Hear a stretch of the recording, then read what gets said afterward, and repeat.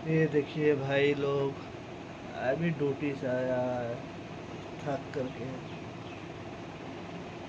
सो गया ये।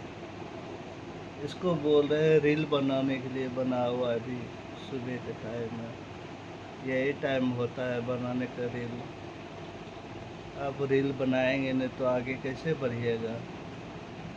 हम इसको रोज़ समझाते हैं, रोज़ समझाते हैं, नहीं समझता है।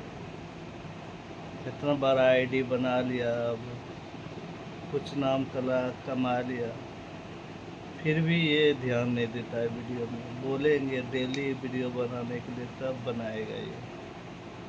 समझ में नहीं आता है क्या फ़ायदा है इतना रील बनाने से इसको। इतना मेहनत किया 2 साल से 3 साल से, बाद में अभी बोल रहा है ध्यान ही नहीं देता है वीडियो बनाने में।